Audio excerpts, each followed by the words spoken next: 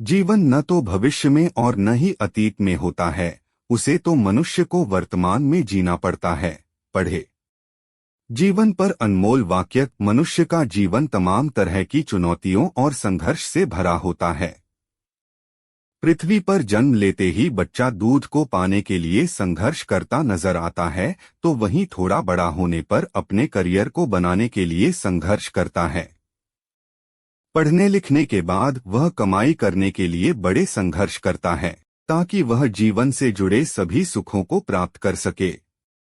महापुरुषों का कहना है कि इंसान को सुखी और सफल जीवन जीने के लिए अपना समय फालतू की बातों में नहीं बर्बाद करना चाहिए, बल्कि एक लक्ष्य बनाकर उसे प्राप्त करने की कोशिश करनी चाहिए।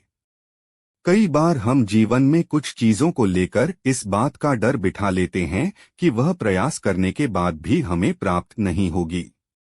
जिस पल आप ऐसा सोचते हैं, उसी पल आप उससे दूर हो जाते हैं।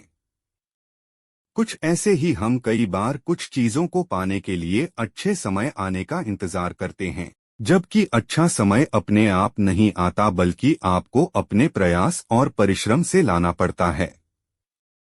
जीवन से जुड़ी ऐसी ही अनमोल बातों को जानने के लिए पढ़ते हैं। सफलता के मंत्र। मनुष्य के जीवन का उद्देश्य परोपकार होता है। यदि कोई इस उद्देश्य को पूरा कर ले तो वो कह सकता है कि वह सफल जी पाया। इंसान का जीवन साइकिल की तरह होता है।